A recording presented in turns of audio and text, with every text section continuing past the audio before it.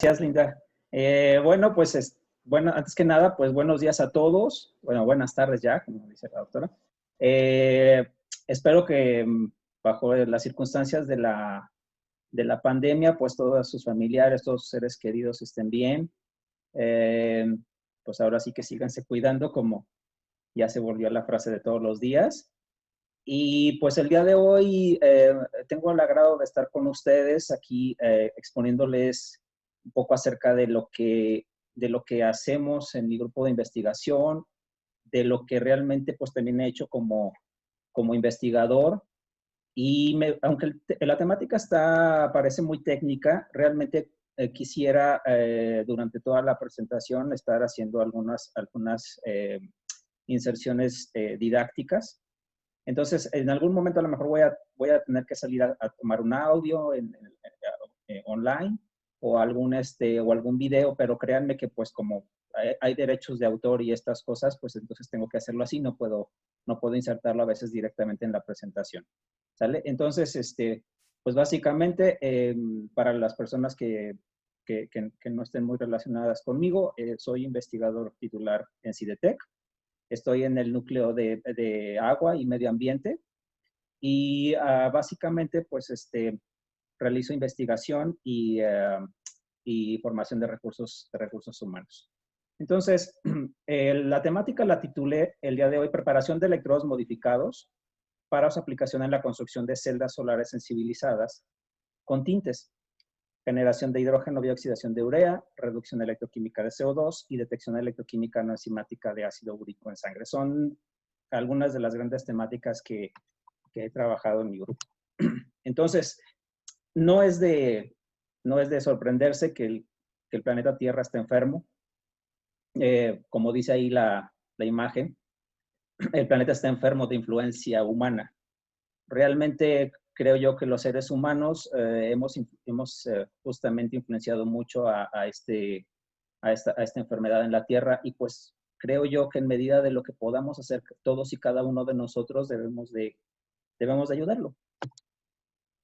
Pues el CIDETEC también está comprometido con este asunto, ¿no? A través del CONACYT y los centros públicos de investigación. De hecho, pues por eso las líneas o los núcleos de investigación en el centro, como pueden ver, pues están centrados en tres de los principales objetivos de desarrollo sostenible propuestos por la ONU.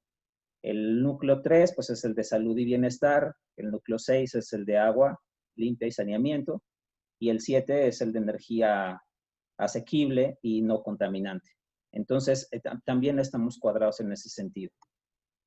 Y pues aquí el asunto básicamente que nos indica la WWF es que el consumo desmedido de los recursos del planeta es lo que nos tiene en estas circunstancias, más allá del cambio climático y de todos los demás problemas que podamos tener.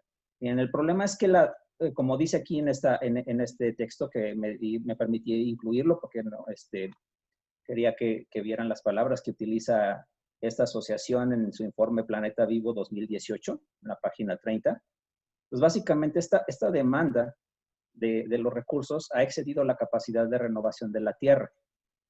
¿Cómo se entiende la capacidad de renovación de la Tierra? Bueno, pues se entiende con base a estas llaves que son justamente los miles de millones de hectáreas globales de huella de tierra, de productos forestales, de zonas de pesca, de huellas de tierra de cultivo, huellas de suelo urbano y huella de carbono que el planeta puede regenerar. Entonces, antes del crecimiento explosivo de la población en el siglo XX, con la revolución industrial, el consumo de la humanidad era inferior a la capacidad de regeneración de la Tierra. En la gráfica, la capacidad de renovación de la Tierra es esta línea punteada. Pero ahora ya no es así. Entonces, nuestros indicadores, como pueden ver, sobre todo la huella de carbono, que es la de color moradito, pues igual que las demás están sobrepasando ya esta línea de autorregeneración. Entonces, en las líneas de investigación que tenemos en mi grupo en CIDETEC, básicamente nos estamos centrando en dispositivos, tecnologías que nos permitan bajar la huella de carbono de una o de otra forma. y siempre con miras también a una economía circular. Pero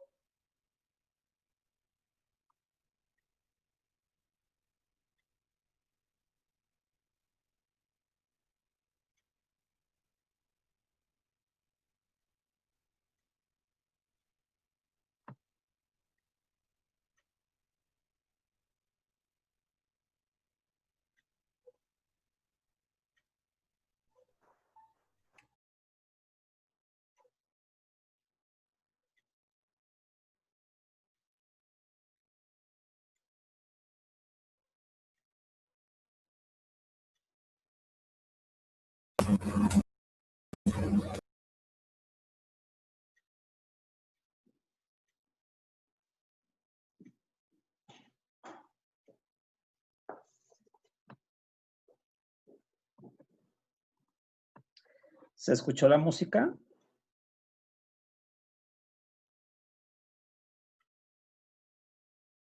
No. No. Ok.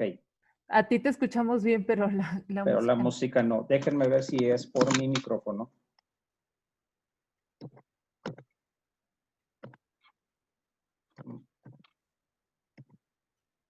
Pequeños problemas técnicos. Ahí. ¿Escuchan? Sí. ¿Sí? Sí. Va de nuevo.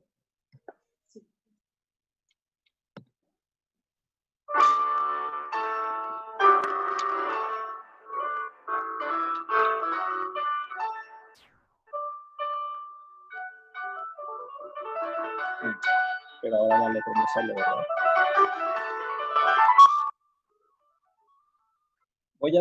Voy a volver a compartirles la pantalla porque creo que... Y es importante que lo escuchemos, por favor.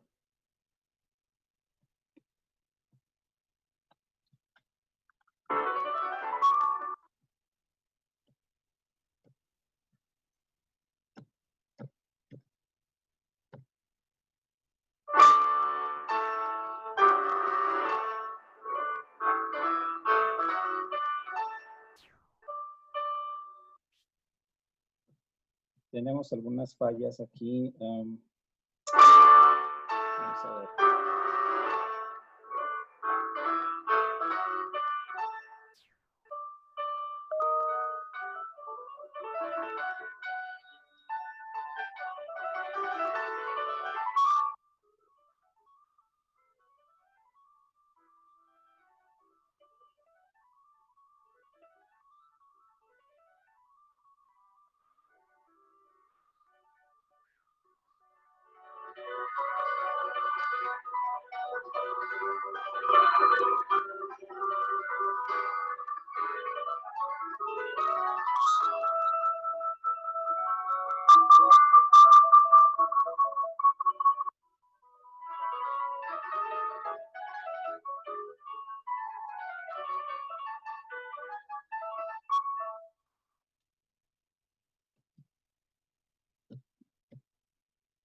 Bueno, básicamente la idea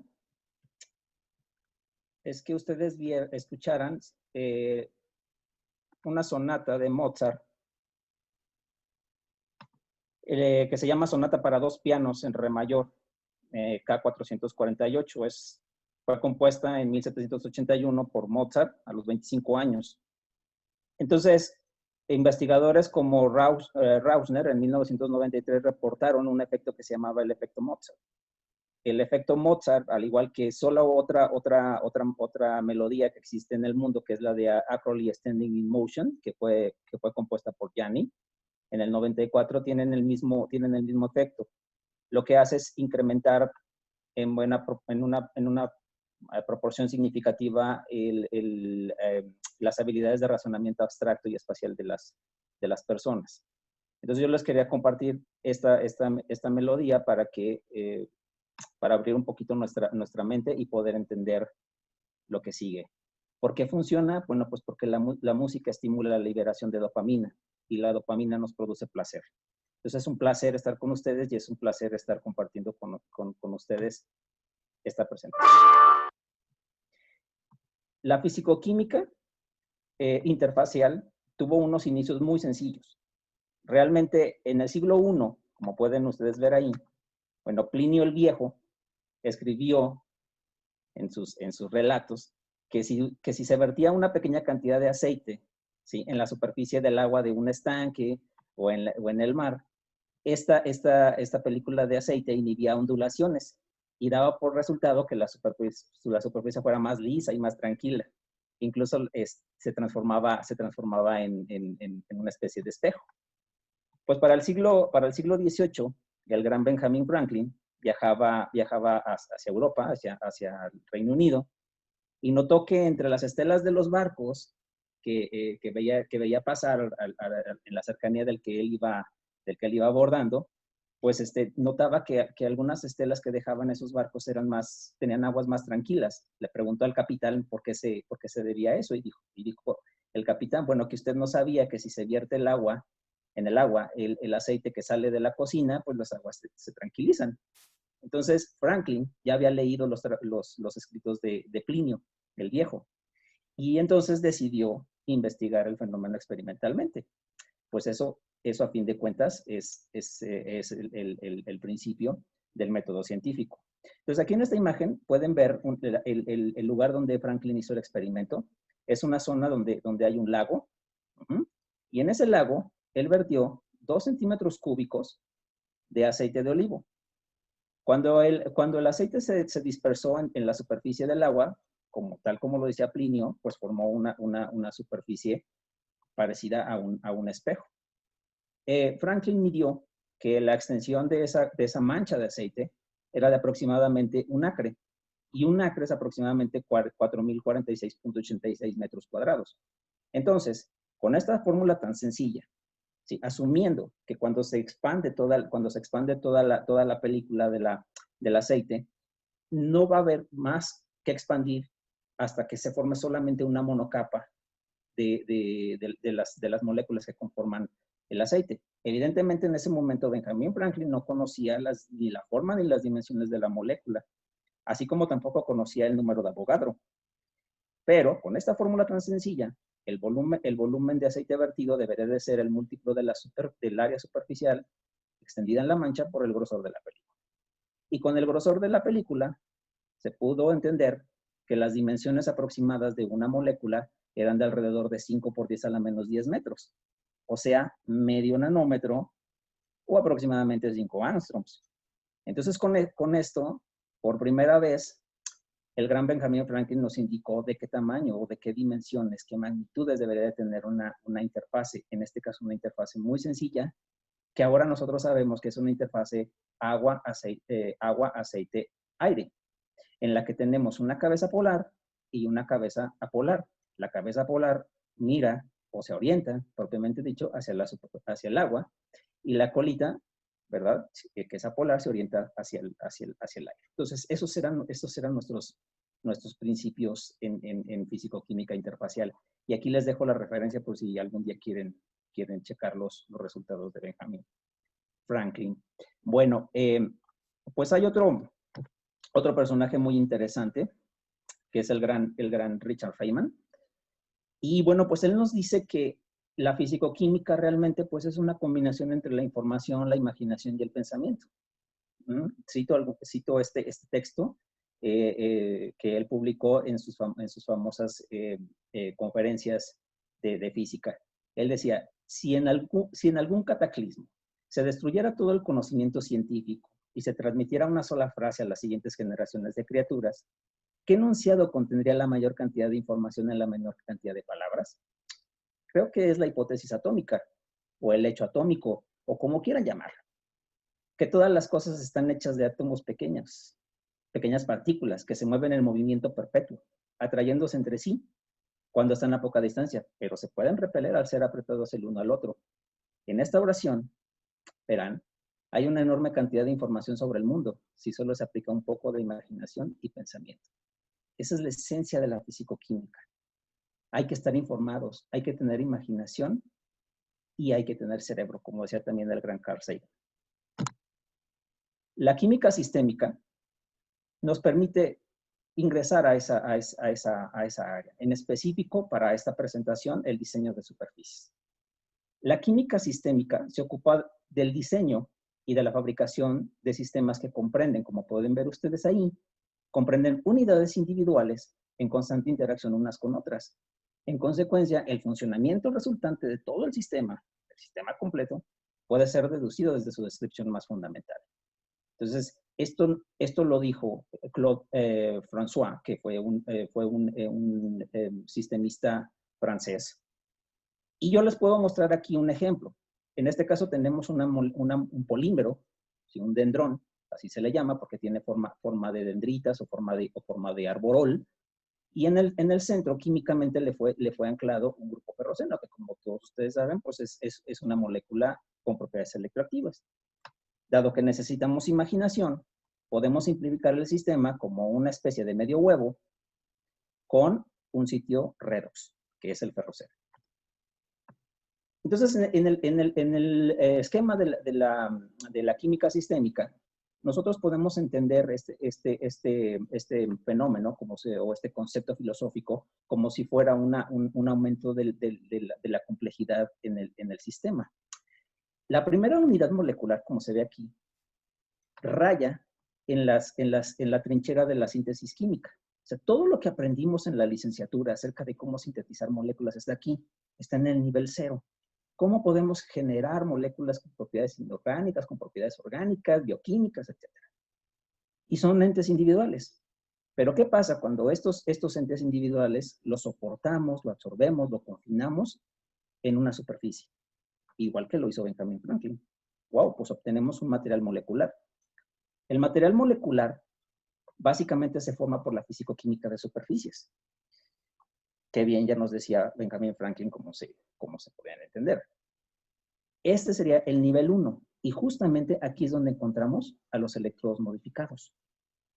Posteriormente, podemos llegar a generar un dispositivo en la siguiente escala del incremento de la complejidad.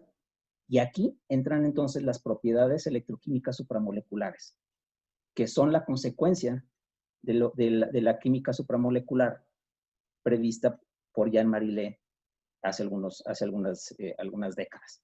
En este tenemos el nivel 2, en donde podemos generar, por ejemplo, sensores o podemos detectar o podemos tener detectores que detecten moléculas con algún interés para nosotros. En este caso les pongo el ejemplo de esta superficie. La superficie conductora o semiconductora puede estar modificada por la unidad molecular primordial. La unidad molecular primordial interacciona con moléculas por medio de reconocimiento molecular, como en este caso el ferroceno y la beta-ciclodextrina se reconocen y pueden formar un complejo de inclusión.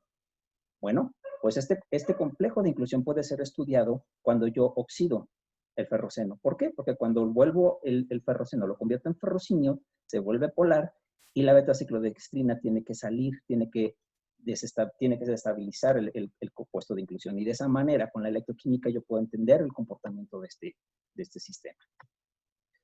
El fin último, o los fines últimos del sistema que tenemos aquí, es el arreglo de dispositivos. En el arreglo de dispositivos tenemos el nivel 3, por ejemplo, un laboratorio en miniatura. Si nosotros podemos tener en cada uno de estos puntos que se ven aquí, o de cada una de estas superficies, un dispositivo diferente, lo que vamos a tener... ¿Perdón? Ok, lo que vamos a tener es un laboratorio en miniatura que nos va a permitir estudiar diferentes moléculas en una misma superficie. Ese es el fin último, entonces, de la química sistémica. Bueno, al parecer, Leonardo da Vinci conocía y aplicaba la filosofía sistémica en su pintura y en música, porque pues, él era también un músico aficionado. Todo esto se descubrió cuando el italiano Giovanni Maria Pala, un músico y técnico en computación, trabajando en 2003, detectó que las hogazas de pan y las manos de los comensales de la Última Cena, que como todos ustedes saben es una pintura mural que fue ejecutada por Leonardo da Vinci en este periodo de tiempo, en el siglo XV, puede apreciarse una partitura que corresponde a un requiem o himno. Vean ustedes, aquí en estos puntos negros, aquí podemos detectar las hogazas y las manos de todos los comensales en la última cena. Pues entonces, Pala y sus colaboradores trazaron las 5 líneas del pentagrama, que para nosotros serían los niveles sistémicos. Y las trazaron sobre las manos y el pan, marcando cada elemento con una nota musical. Para nosotros pues, es una unidad musical o una unidad molecular. Y con esto consiguieron una partitura completa de 40 segundos. Es un sistema, es un ensamble. De esta manera, la partitura se lee de derecha a izquierda. ¿Y por qué de derecha a izquierda? Porque si leen un poco de la vida de Leonardo da Vinci escribía de derecha a izquierda. Y vamos a ver realmente cómo es que suena, cómo es que se musicaliza esta obra por el gran Leonardo da Vinci. Espero que la puedan escuchar.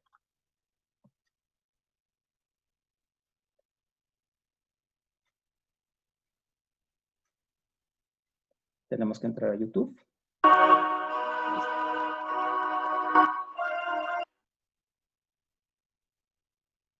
Un momentito.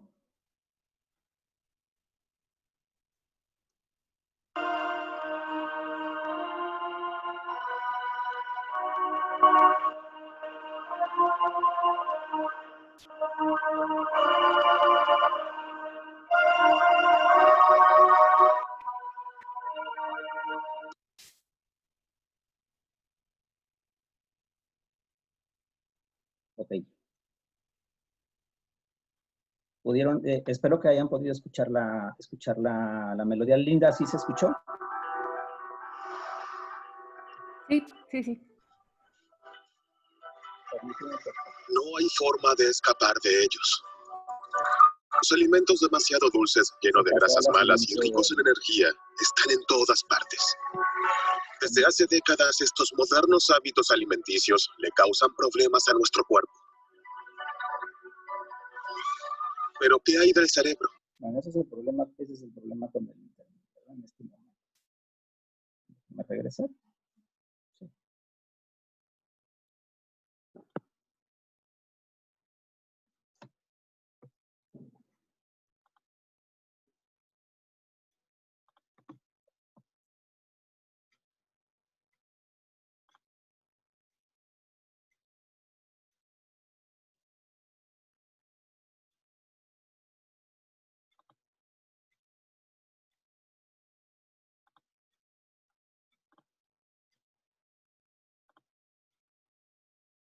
Muy bien, ya regresé. El problema es que me botó de la presentación. Bueno, entonces, como pueden ver, Leonardo da Vinci en su mente pensó en que por qué solamente tendría que hacer una pintura, si podría engalanar la ceremonia que estaba pintando con una música, con un requiem, con un himno a lo que estaba ocurriendo ahí.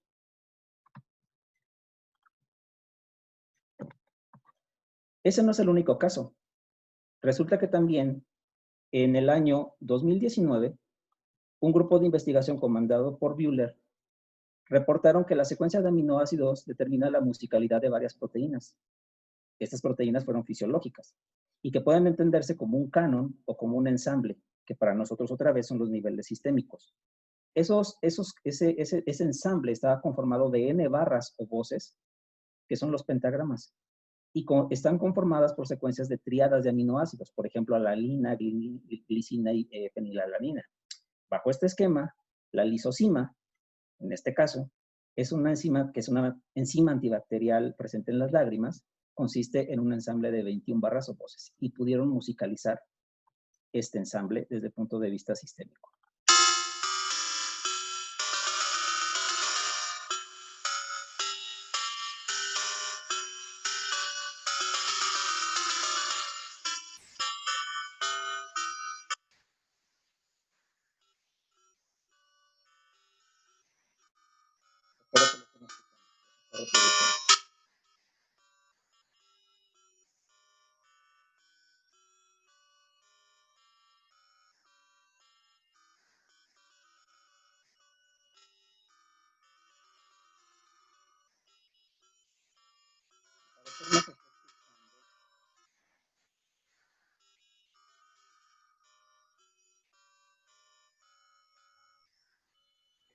Ok, bueno, al parecer no se está escuchando, ¿verdad?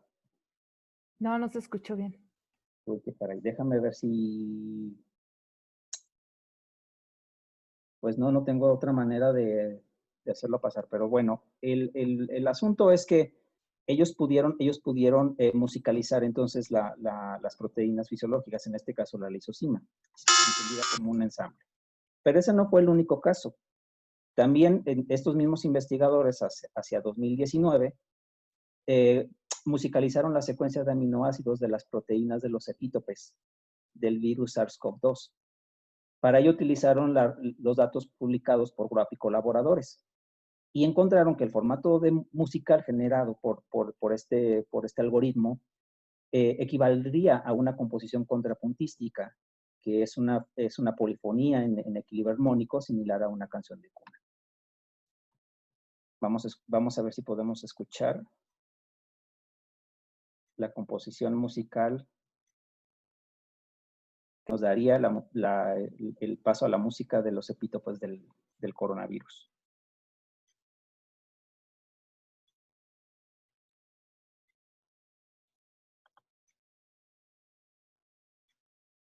Un poquito, por favor, de paciencia. Como pueden ver, la secuencia es más larga.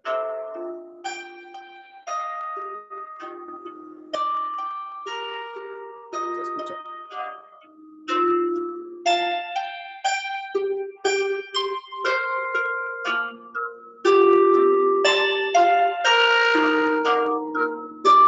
Entonces, como pueden escuchar, la de la proteína anterior no se puede escuchar, pero en este caso se puede entender que los epítopes del coronavirus podrían parecer un ente malvado que se acerca a las células de manera inocente, te engaña y entra en el sistema. Entonces, es un ladrón con cara de inocente. Entonces, este tipo de música, este tipo de proyectos nos permitirían entonces generar metodologías para hacer diagnóstico de enfermedades, en este caso, en la infección o el contacto con coronavirus. Esto es un descubrimiento. Doctor, no se escucha su voz y se está reproduciendo la música. Ah, gracias. Sí. Muy bien. Déjenme pasar otra vez a la presentación.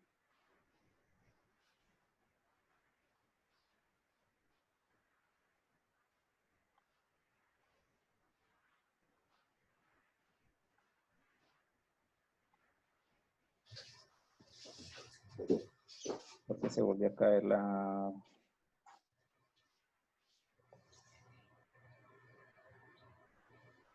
Voy de nuevo. Ok. Sí, me indicaban que mi voz se escuchaba muy baja. Entonces, básicamente lo que estaba diciendo es que el formato, ¿sí? O sea, el canon o el ensamble de estas proteínas nos podrían ayudar a tener metodologías para poder detectar procesos de contagio, en este caso por el coronavirus. Y de esta manera podemos entender también cómo podemos generar antígenos o vacunas que nos pudieran ayudar a combatir a esta enfermedad. Ese no es el único caso.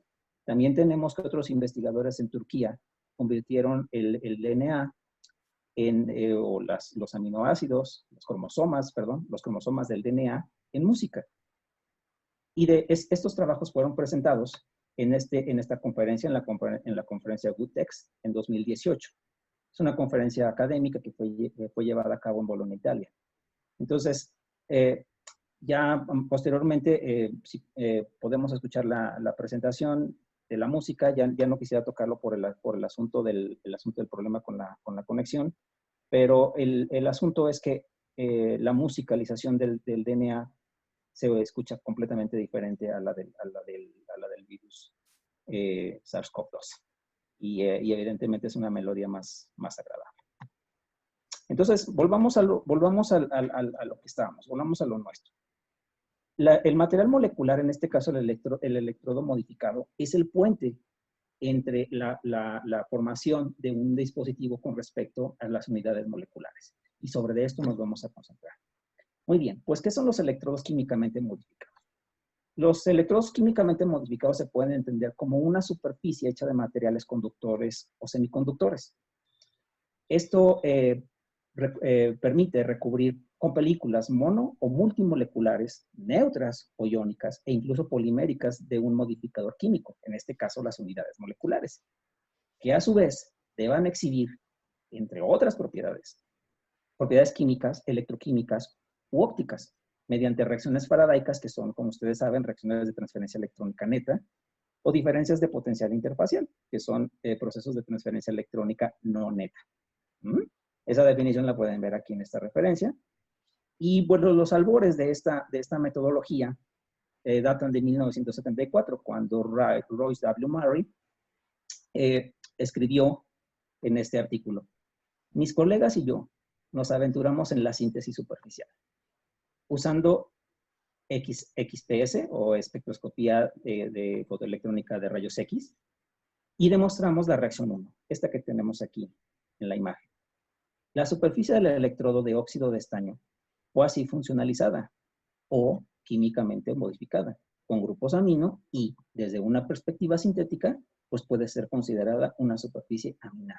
Entonces, con esta frase, Murray inauguraba un nuevo grado de libertad en el diseño de superficies y le llamó electrodos químicamente modificados. Vean, fue una reacción muy sencilla, una superficie de óxido de estaño que está hidroxilada, reacciona con un silano, desafortunadamente para ese momento pues un medio bastante agresivo era benceno, y se formaba una superficie aminada. La silanización entonces fueron los primeros pasos de esta técnica. Aquí pueden ustedes ver la respuesta de XPS que fue publicada por Murray, en donde pueden ver en las curvas de A a C la respuesta de la superficie desnuda.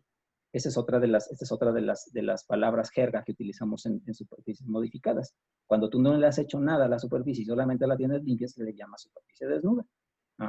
Entonces, en esa superficie solamente se detecta silicio proveniente del vidrio, porque utilizaba un vidrio recubierto con esa película de óxido de estaño, o sea, nitro, y evidentemente no detectó nitrógeno, que en ese momento pues no había ni siquiera nitratos, o no se alcanzaban a detectar, y evidentemente detectó la señal de estaño. En el siguiente nivel de la química sistémica, podríamos decirle así, quimia absorbió o silanizó la superficie de este material, que es lo que les acabo de mencionar anteriormente. Y entonces pudo detectar, evidentemente, más silicio, pudo detectar también dos fuentes de nitrógeno. Son estos dos nitrógenos que tenemos aquí, el nitrógeno primario y el nitrógeno secundario que tenemos por aquí.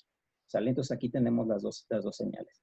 Finalmente, cuando el grupo amino primario es modificado por este compuesto nitro, por este benceno nitro, entonces podemos obtener la señal correspondiente a los nitrógenos de esta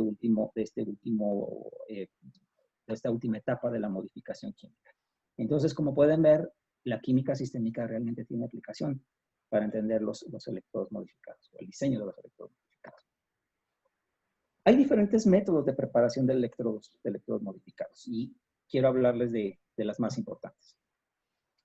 Y lo voy a hacer con algunos artículos que podemos encontrar actualmente. Si ya no tanto con artículos anteriores o relativamente viejitos, ¿no?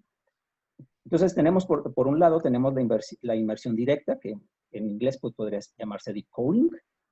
Y en este artículo, básicamente, publicado en 2012 en Corrosion Science, pueden ustedes observar que utilizaron esta porfirina, esta mesoporfirina, tetraminada con un núcleo de cobalto. La tecnología que utilizaron o la metodología que utilizaron para modificar fue simple y sencillamente sumergir la superficie a modificar, que en este caso fue una placa de cobre.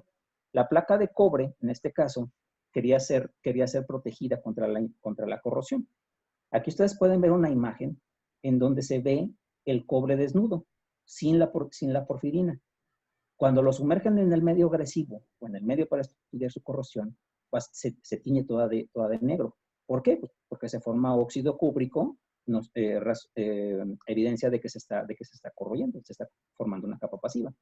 En cambio, cuando ustedes tienen la porfirina previamente absorbida en la superficie, esta superficie de cobre sigue viéndose relativamente brillante. Entonces, eso significa que se está protegiendo contra la corrosión. Entonces, básicamente lo que ellos encontraron es que la porfirina se absorbe de manera paralela a la superficie y eso hace entonces que la respuesta electroquímica de la superficie modificada con respecto a la superficie desnuda o no modificada es completamente distinta. Miren, en estas curvas de Tafel, ustedes pueden observar en línea continua la respuesta del electrodo sin modificar. Se pueden ver dos zonas en el ala de oxidación. Se puede observar una zona de formación de la capa pasiva, después una zona de transpasivación donde sigue corroyéndose el material. En cambio, cuando ustedes absorben la porfirina en superficie, básicamente la zona de formación de la primera capa pasiva ya no se observa o se recorre hacia potenciales más positivos. Amén de que también el potencial a circuito abierto o el potencial de corrosión, en este caso, también se recorre en sentido positivo, indicativo de que la superficie se está protegiendo. Este es un ejemplo muy simple. ¿Y por qué lo pudieron hacer? Porque, como dijimos, la fisicoquímica requiere no nada más de conocimiento, requiere también de imaginación. El conocimiento y la imaginación están aquí combinados. Vean, si yo tengo una superficie metálica, lo que necesito entonces es contar en mi molécula, en mi unidad molecular, con grupos atómicos que tengan pares de electrones sin compartir. De acuerdo a la química fundamental, los pares electrónicos sin compartir, ¿sí?, pueden formar enlaces de tipo electrones electrones sin compartir de la porfirina y establecer un enlace bastante estable. ¿Vale? Entonces, eso es lo que quería comentarles de este artículo. Es una inmersión directa, es muy simple, pero funciona. Posteriormente tenemos en otro artículo en donde podemos ver una técnica de goteo directo o drop casting. En este caso lo que se hace es, en la superficie del electrodo que ustedes quieran modificar, se gotea una solución donde se tiene la especie molecular a absorber. Y después se deja evaporar el disolvente y se esperaría que la unidad molecular quedara absorbida en la superficie. Esto fue lo que se hizo con una porfirina similar a la anterior. Lo único que se hizo fue quitarle los grupos amino. ¿Por qué? Porque en este caso la superficie ya no es metálica. La superficie es carbón vidrio. El carbón vidrio, pues, es un material que, como ustedes pueden ver aquí, tiene una red grafítica. Es una red grafítica que realmente lo único que necesita para interrelacionar con cualquier otra molécula sería tener electrones pi desapareados. Pi conjugados. Entonces, los pi conjugados los tenemos en toda la estructura molecular de la porfirina. Por lo tanto, podemos establecer interacciones pi-pi con la superficie del carbón vidrio. Aquí lo pueden ver. En esta imagen podemos observar la interacción pi-pi de los electrones de la porfirina y de la superficie del carbono. ¿Qué se buscaba en este artículo? Lo que se buscaba era contar con un detector de oxígeno que nos pudiera medir la actividad mitocondrial en disolución. ¿Por qué? Porque teníamos especies biológicas o microorganismos en ese sistema. Entonces, en la gráfica ustedes pueden ver cómo a medida que las mitocondrias van consumiendo el oxígeno, va disminuyendo la concentración de oxígeno en la disolución, donde está el electrodo modificado funcionando como detector. En ese sentido, ustedes pueden ver que la corriente de reducción del oxígeno, a medida que va disminuyendo la cantidad de oxígeno o va aumentando el consumo de oxígeno por parte de las mitocondrias en disolución, también se va volviendo menos negativa, o sea, menos catódica, porque se está detectando el oxígeno como en forma de reducción. Entonces, es otro ejemplo muy simple de que la metodología de dropcasting funciona. ¿Por qué funciona también? Bueno, porque ustedes realmente en este caso entienden que el electrodo fue sumergido en un medio acuoso. Si es sumergido en un medio acuoso, yo necesito que esta unidad molecular tenga grupos básicamente polares. Y de esa manera, cuando sumerge el electrodo, la porfirina no se disuelva en el medio electrolítico, pero sí mantenga el contacto eléctrico con la superficie. La siguiente metodología es una metodología de fisiabsorción. Tradicionalmente se le llaman películas de Langmuir-Blockett, en honor a Irving Langmuir y a Catherine Blockett, quienes fueron los que sentaron las bases para este tipo de tecnología, este tipo de metodología. Entonces, ¿recuerdan el experimento de Benjamin Franklin? Pues es básicamente una aplicación de ese mismo efecto.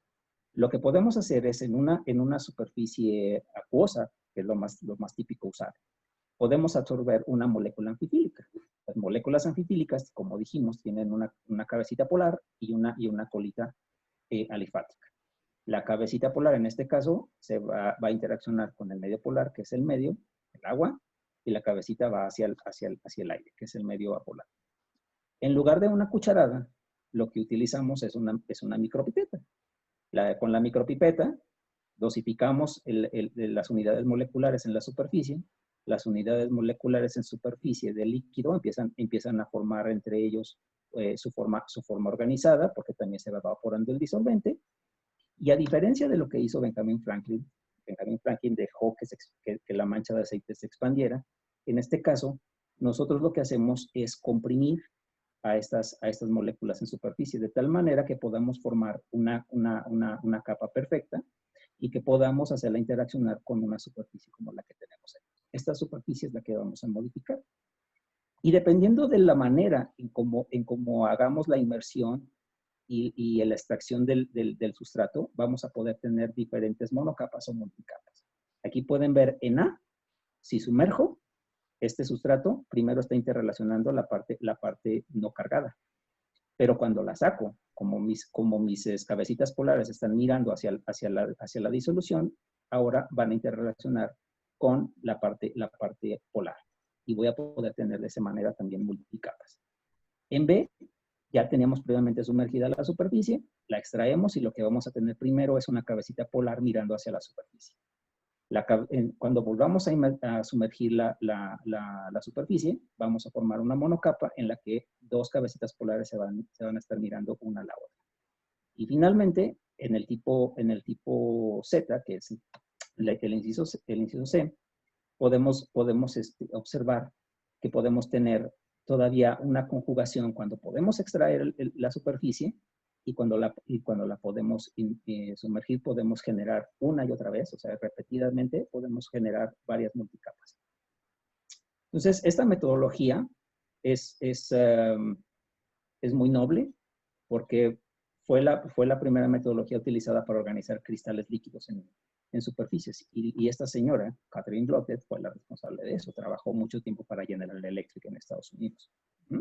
Entonces, las mujeres evidentemente son muy valiosas en ciencia y desafortunadamente cuando ponemos nombres como estos, Langmuir, Blockett, se pierde esa información. Yo creo que por eso es que en este caso yo quería rescatar que Blockett no es hombre, es mujer y se llama Catherine, o se llamaba Catherine.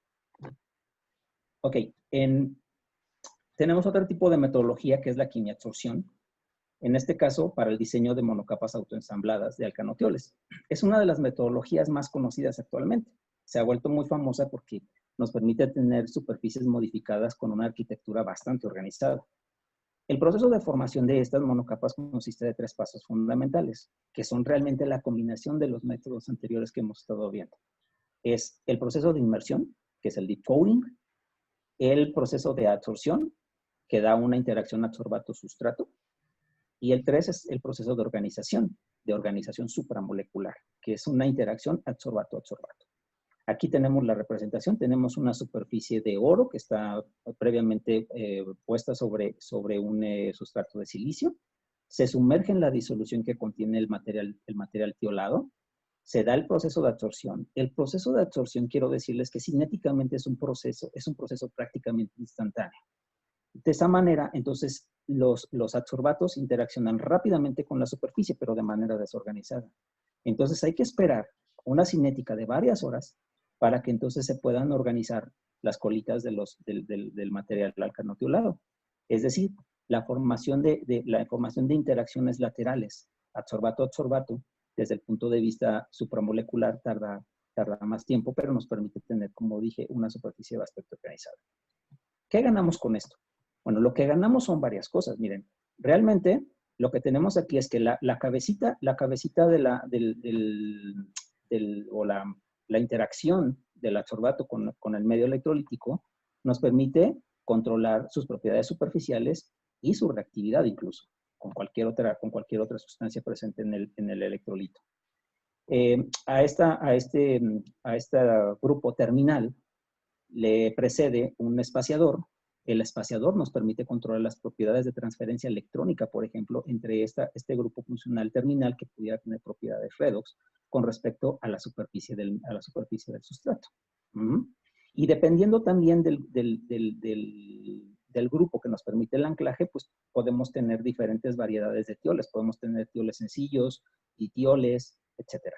Entonces hay una cantidad inmensa de materiales que podemos utilizar. Yo les recomiendo que si pueden leer los trabajos de Porter y de Alara y de Nusso, Whiteside y de Ullman, son las literaturas básicas para entender este tipo de materiales. En nuestro caso, nosotros hemos trabajado con ese tipo de superficies. Por allá en 2003, hicimos un estudio con microbalanza de cristal de cuarzo para estudiar la agregación de materiales dendríticos de tipo poliamidoamida, que son las siglas que tenemos aquí, PAMAM, en una superficie de oro desnuda y modificada previamente con tioles. Básicamente lo que nos interesaba era entender cómo poder absorber este tipo de macromoléculas, este tipo de micelas unimoleculares para tener una nueva vertiente en las superficies modificadas para electrodos que pudieran servir con diferentes propiedades, tanto detectoras sensoriales, pues, ópticas u optoelectrónicas, ¿sale? Entonces, aquí tenemos cuatro rutas. El dendrímero lo podemos absorber directamente sobre una superficie desnuda. Aquí el asunto es que podemos tener un dendrímero con terminaciones aminadas o podemos tener un dendrímero con terminaciones carboxiladas.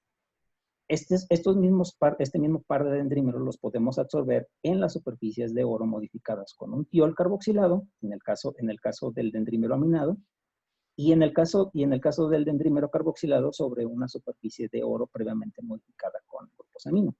Lo interesante es que tanto los grupos carboxilo y amino de los dendrímeros como de las superficies tioladas pues tienen propiedades ácido-base. Entonces podemos tener moléculas polares o apolares dependiendo del pH del medio electrolítico. Y podemos obtener 4 juegos de isotermas de absorción. Las dos primeras, la A y la B, corresponden a los sistemas 3 y 4. Y C y D corresponden a los sistemas 3 y 4, pero para los materiales dendríticos. Entonces, como ustedes pueden ver, la absorción de los dendrímeros en una superficie desnuda pues presentan una isoterma típica, como tipo Langmuir. Y cuando tenemos los dendrímeros absorbidos en una superficie previamente atiolada, entonces la cosa cambia. Tenemos un comportamiento sigmoidal. El comportamiento sigmoidal de este tipo de materiales solamente se puede modelar modificando la ecuación de Langmuir con otro tipo de isoterma, que en este caso es una isoterma de Fromkin. Y se puede observar que independientemente del sistema, cuando tenemos el pH 7, es cuando tenemos los mayores recubrimientos. Eso sí, los mayores recubrimientos de dendrímero se alcanzan cuando tenemos previamente la superficie tiolada. Aquí están los resultados. Vean, aquí muestro la ecuación de Fromkin utilizada para ser ajustada computacionalmente a las isotermas de absorción que les presenté previamente, en donde beta pues contiene la información del delta G de absorción y teta es básicamente el cociente del recubrimiento con respecto al recubrimiento equivalente de una monocapa, en este caso pues de material dendrítico. Y sin más preámbulos, les muestro aquí una tablita donde se pueden ver los 4 sistemas que les había mencionado.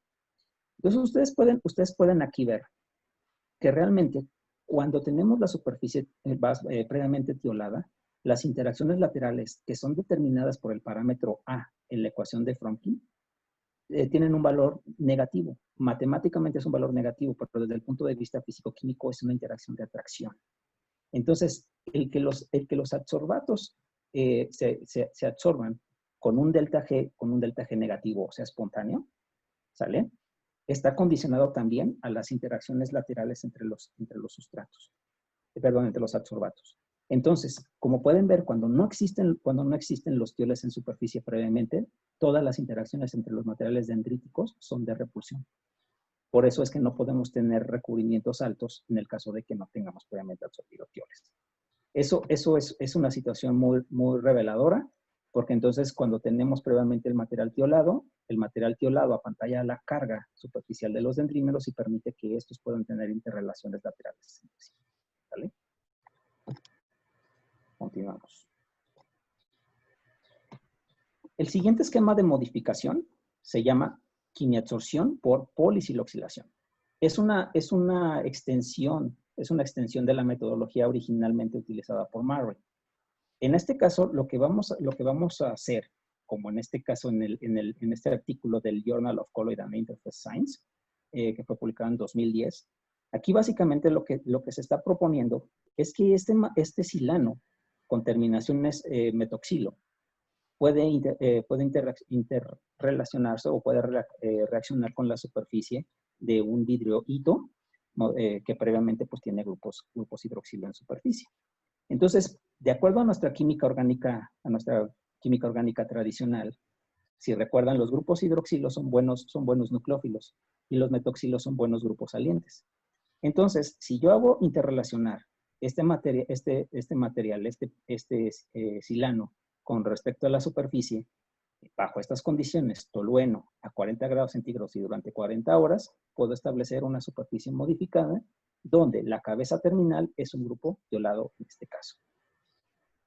Posteriormente, esta superficie ya polisiloxilanizada, como se le llama, incluso puede ser todavía finalmente modificada por nanopartículas de plata.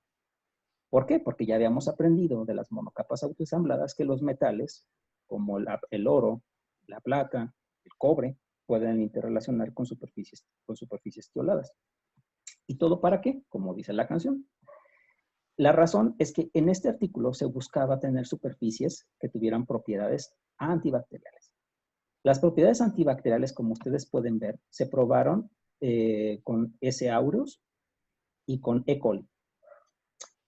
Estos dos tipos de bacterias fueron adicionadas a la superficie modificada ya con partículas de plata durante 5 o 24 horas. Y en esta grafiquita, en esta tabla, podemos observar que en 5 horas el mayor efecto antibacterial lo tienen las partículas de plata sobre E. coli.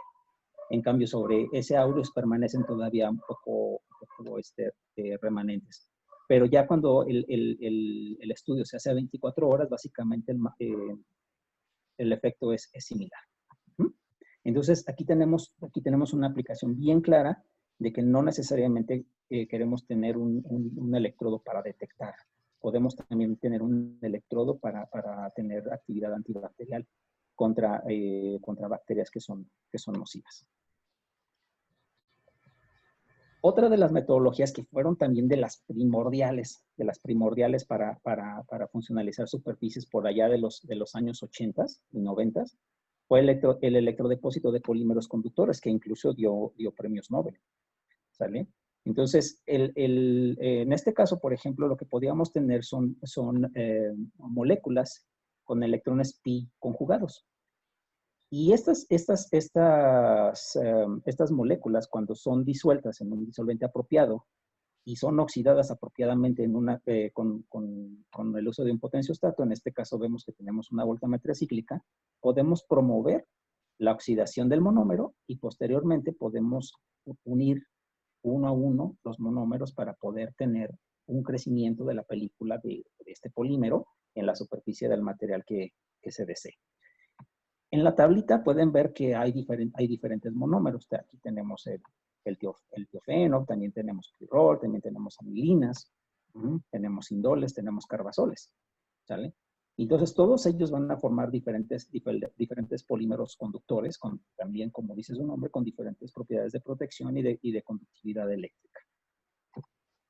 En el caso del polipirrol, Aquí tenemos sus voltamperogramas de oxidación. El monómero puede oxidarse, como se ve en este mecanismo de reacción, hasta formar un dímero, y posteriormente el dímero reaccionar con un monómero más para empezar a crecer un oligómero. Y este oligómero consecutivamente va a dar lugar a una película cada vez más gruesa para formar un polímero. Lo interesante de los polímeros conductores es que también tienen propiedades redox.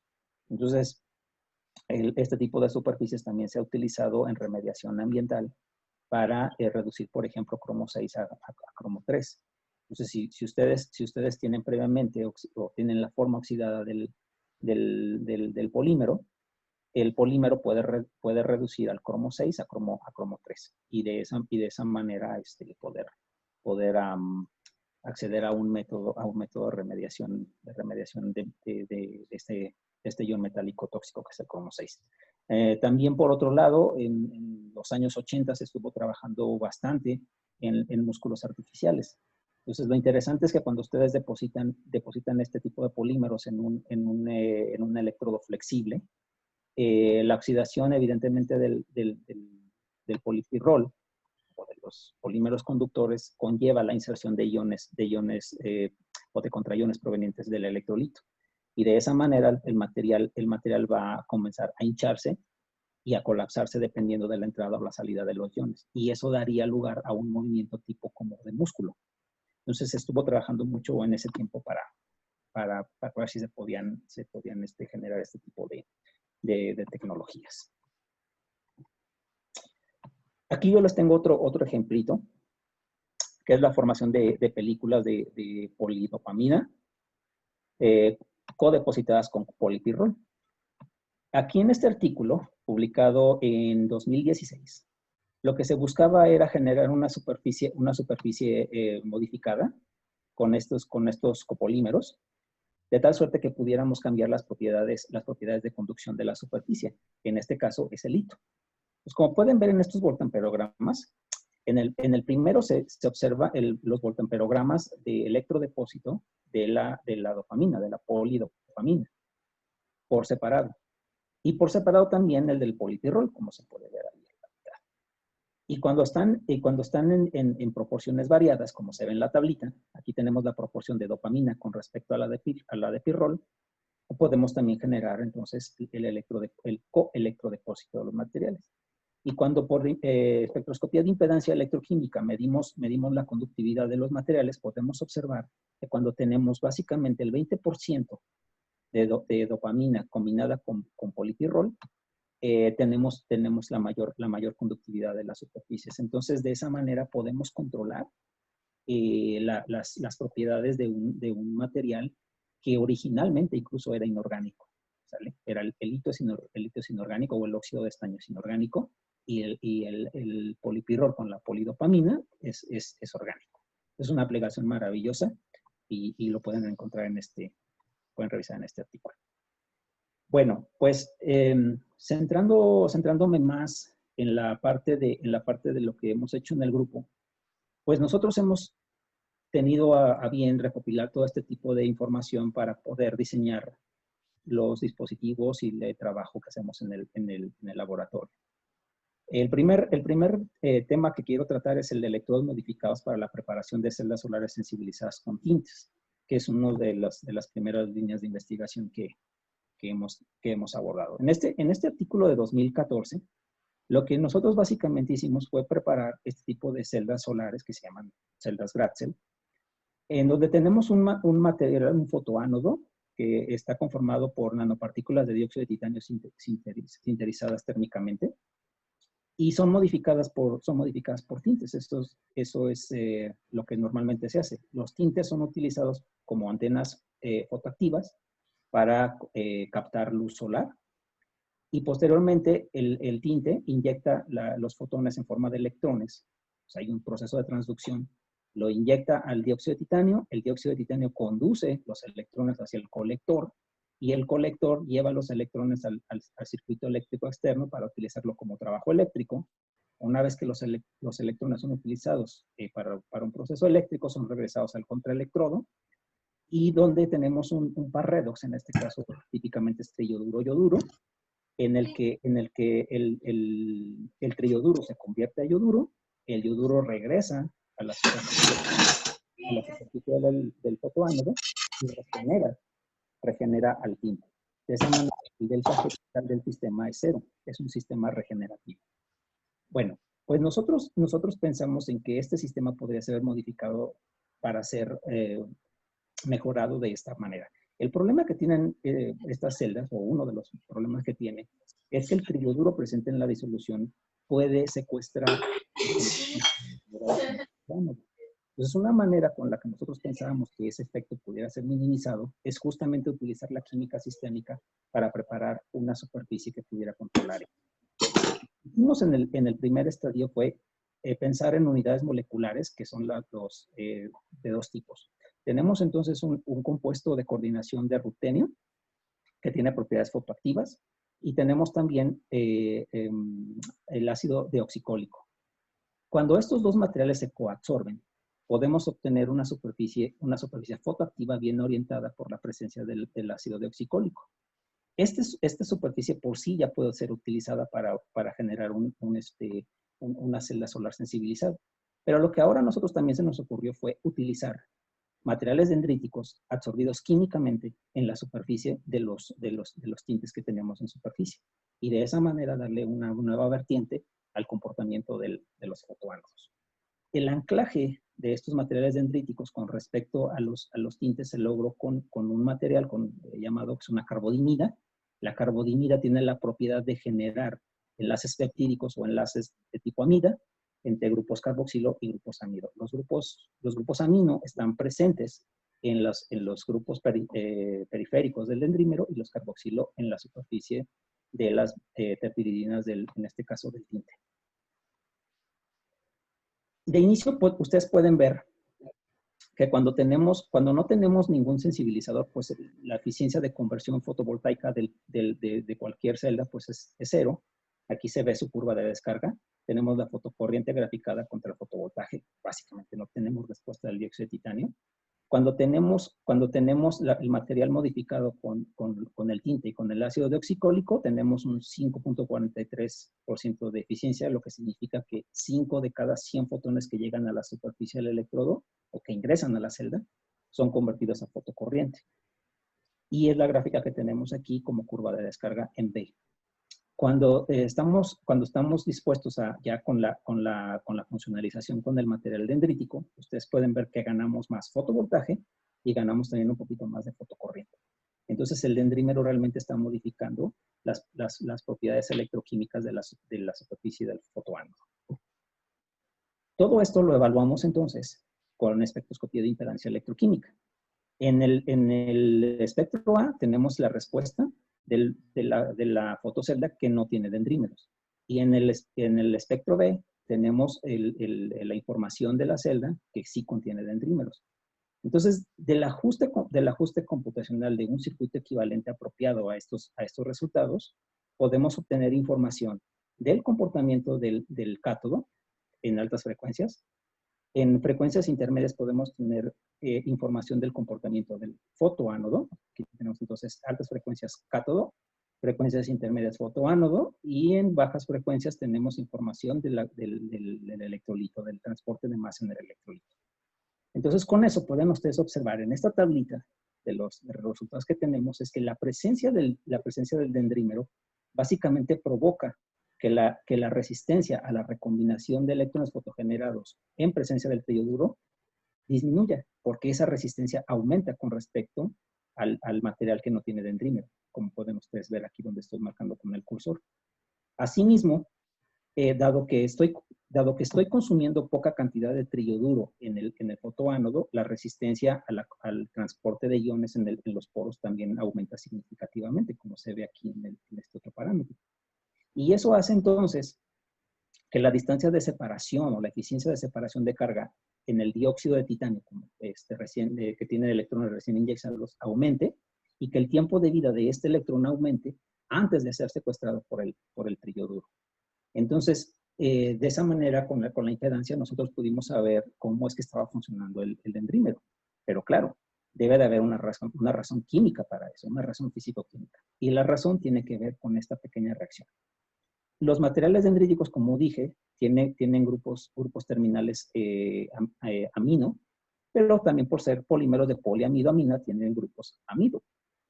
Estos grupos en conjunto lo que hacen es dismutar al trilloduro. Y el trilloduro dismuta entonces en un yoduro y en un yodo. Cuando eso ocurre, la cantidad o la concentración de trilloduros en la interfase fotoánodo-electrolito disminuye y por lo tanto el tiempo de vida del electrón fotogenerado aumenta y por lo tanto aumentan las propiedades fotovoltaicas de la fotocelda en presencia de los dendríticos. Entonces, esta parte es la que cierra el comportamiento de la celda y nos permite entender que los materiales dendríticos pueden ayudarnos para este efecto. Ok, continuamos con el siguiente tema, es el uso de electrodos modificados para la generación de hidrógeno vía oxidación de urea.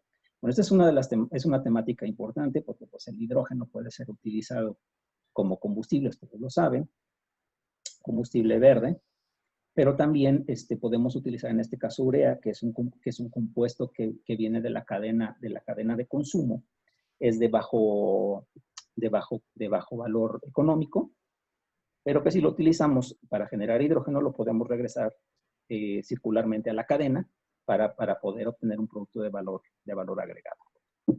Entonces, este trabajo fue publicado en el Arabian Journal of Chemistry en el año 2020. Bueno, se lo mandamos desde 2019 y pues fue publicado recientemente. Entonces, aquí ustedes, ya con número, aquí ustedes pueden ver que lo que hicimos básicamente en este artículo fue construir una celda con base en el diseño que traían nuestras celdas solares sensibilizadas.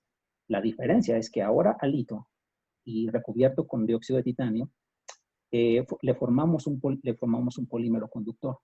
Este polímero conductor fue hecho a base de níquel ciclam. El níquel ciclam, ¿verdad? Es un anillo de coordinación de cuatro nitrógenos con un nitrógeno en el centro y de manera repetida se forma el polímero. Lo interesante es que la naturaleza nos da información para poder seleccionar este tipo de materiales.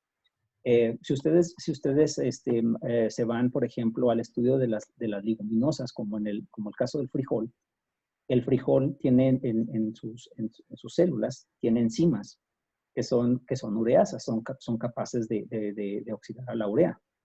Entonces, el sitio catalítico de estas enzimas es un níquel.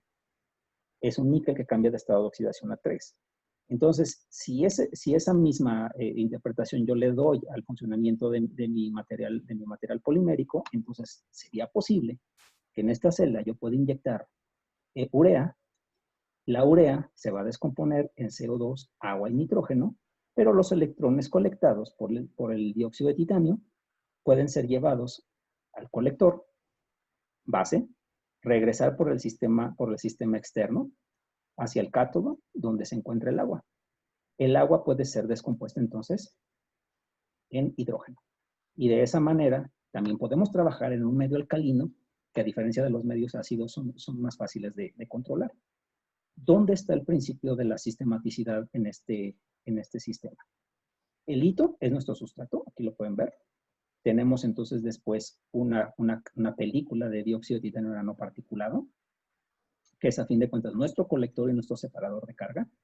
Tenemos un material electrocatalítico que oxida y colecta electrones y los inyecta al dióxido de titanio.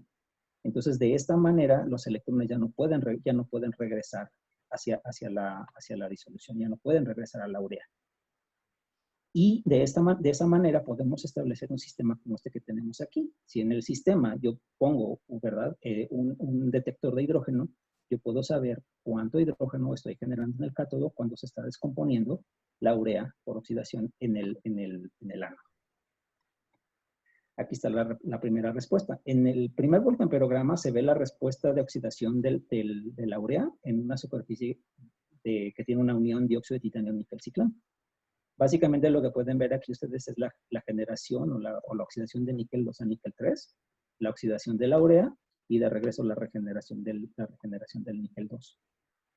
Cuando ustedes observan el proceso de electrólisis de la urea con respecto a la evolución del hidrógeno, en el caso del sistema que tiene dióxido de titanio, vean que tiene un comportamiento como tipo ondulatorio. La razón es porque cuando se descompone, cuando se está oxidando la urea, hay un paso intermedio que es la generación de monóxido de carbono. El monóxido de carbono es capaz de envenenar el sitio catalítico de níquel. Entonces, el trabajo también de esta investigación consistió en evitar que ocurriera eso.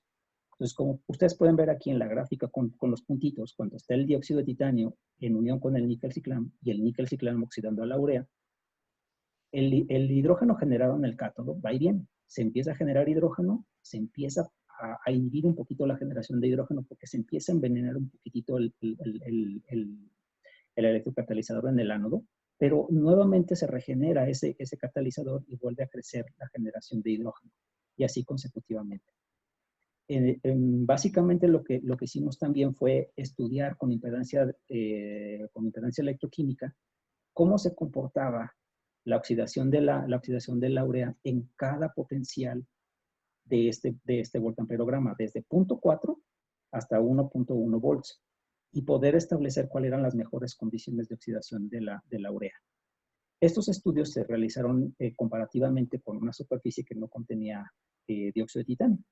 Como pueden ver, el comportamiento voltamperométrico es ligeramente distinto, pero la generación de hidrógeno es marcadamente distinta. Entonces, aquí ustedes pueden ver que al parecer, en ausencia del dióxido de titanio, el catalizador se pasiva más fácilmente y no podemos obtener los mismos niveles de generación de hidrógeno. Eso es porque el dióxido de titanio también nos ayuda, entonces, a liberar el monóxido de carbono, que podría estar envenenando parte del electrocatalizador. Todo eso, ¿cómo lo demostramos? Bueno, si ajustamos cada uno de los aspectos de impedancia también a un circuito equivalente apropiado, podemos obtener la siguiente información. En la primera gráfica, cuando tenemos el dióxido de titanio presente en unión con el níquel ciclán, se observa que la velocidad de oxidación en términos de una cinética de primer orden, de la urea en la superficie del ánodo, se observa que tiene una velocidad de reacción muy pequeña con respecto a la de una superficie que no tiene dióxido de titanio. Entonces, lo que también estamos aquí observando es que el dióxido de titanio controla la velocidad de oxidación de la urea para que entonces tenga oportunidad de regenerarse el electrocatalizador. ¿Cómo lo supimos? Bueno, si ustedes grafican el tiempo de vida del estado oxidado del níquel con respecto al potencial de oxidación de la urea, pueden observar en el caso del material que tiene dióxido de titanio en unión con el níquel ciclán, que en 0.7 volts tenemos el tiempo de vida más alto para este estado oxidado. Y este estado oxidado es el que nos daría entonces, como decía, la oxidación de la urea. Entonces, comparamos la descomposición de la urea y la generación de hidrógeno, evidentemente, en 0.7 volts de potencial interfacial en el ánodo, y observamos la generación de hidrógeno en el cátodo. Aquí tenemos los resultados en esta tablita. Comparamos dos tiempos de electrólisis de urea, la de 60 y la de 120. Para los dos casos, dióxido de titanio y cuando no hay dióxido de titanio. Medimos también el carbono orgánico total removido. Vean que cuando tenemos el dióxido de titanio, el consumo o el TOC es más, la remoción de TOC es más eficiente. Y también, evidentemente, como se vuelve más eficiente la electrólisis de la urea, entonces debemos de tener mejor comportamiento en la generación de hidrógeno en el cátodo. De hecho, ustedes aquí pueden ver cómo en 120 minutos de electrólisis, pues prácticamente en el caso de tener dióxido de titanio en la interfase, podemos tener un consumo eficiente de la corriente que proviene de la oxidación de las moléculas de urea. Entonces, esa parte fue muy, muy interesante. Y aquí, por último, les pongo una imagen donde se observa cómo funcionaría el dispositivo. Entonces, aquí tenemos una partícula de dióxido de titanio, por simplicidad unida a un hito. Este dióxido de titanio tiene un electrocatalizador, la película de níquel ciclán. Cuando se forman los estados de oxidación níquel 3, estos oxidan a la urea, generan obviamente un intermediario de monóxido de carbono, pero dado que la superficie del dióxido de titanio también tiene titanios 3 en superficie, porque la ventaja que nosotros tenemos en este caso es que la preparación de las películas de dióxido de titanio las hacemos por depósito electroforético. El depósito electroforético nos genera titanios 3 en superficie y esos titanios 3 tienen la capacidad de remover los monóxidos de carbono de los sitios catalíticos y disponer de ellos para que se sigan oxidando hasta CO2. Entonces, eso es una metodología de trabajo en equipo entre la superficie del material de electrodo y el comportamiento del material electrocatalítico. Esto es lo que tenía en el caso de este sistema. El siguiente sistema fue el uso de electrodos modificados para la reducción electroquímica de CO2. En este caso, a nosotros nos interesaba estudiar primero la reducción de CO2 en un medio orgánico, apolar, y prácticamente libre de protones, porque el problema con la reducción de CO2 es que el CO2 compite con la reducción de CO2 compite cinéticamente con la evolución de hidrógeno. Entonces, si nosotros, como lo estamos haciendo ahora, queremos hacer o estudiar conversión de CO2 hacia moléculas orgánicas de valor agregado, como el metanol o el etanol, teníamos que entender primero cómo se comportaba el CO2 en un medio donde no hubiera protones. Entonces, esto dio lugar a este trabajo, a este artículo que se publicó en 2018 en la revista de Journal of CO2 Utilization. Entonces, aquí lo que hicimos fue formar 3 tipos de superficies. Una superficie de hito modificada con nanopartículas de plata, otra superficie modificada con nanopartículas de cobre, y una superficie biatómica o bimetálica que estuviera conformada secuencialmente por la modificación del hito, la modificación de las nanopartículas de plata y encima de las partículas de plata formadas, la modificación con otra partícula de cobre. Entonces, ¿cómo se logró eso? Aquí lo tenemos representado. Tenemos el hito, la primera partícula de plata, y después tenemos el cobre. Entonces, eso lo logramos con una técnica que se llama electrodepósito a doble pulso de potencial. En esa técnica, lo que ustedes tienen que hacer es imponer un primer pulso de potencial en una zona donde el control del depósito sea faradaico. Ajá. Entonces, eso implicaría que la velocidad de depósito sería muy rápida, pero lo van a hacer en un periodo de corto muy chiquito, en el orden de milisegundos. De tal suerte que cuando termine ese proceso, ustedes ya nuclearon el material metálico en la superficie.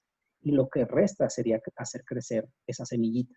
El crecimiento de la semillita se hace en el siguiente paso de potencial, que equivale a tener un valor de potencial en la zona de control cinético. De esa manera ustedes pueden controlar el tamaño de la partícula. Ajá. Este es el set experimental que se utilizó para el depósito de plata, y para el depósito de cobre es el otro. Entonces aquí pueden ver primero el pulso muy corto en zona de control faradaico, y el pulso en la zona de control cinético se hace por un periodo más largo, en este caso ya de segundos. Pues la diferencia es un orden de magnitud de tiempo de 1000, ¿sale? ¿Cómo saben que realmente tienen los 2 tipos de superficie? Bueno, aquí les muestro los voltamperogramas de redisolución anódica de la plata a partir del hito, del cobre a partir del hito y de la bimetálica plata-cobre a partir del hito.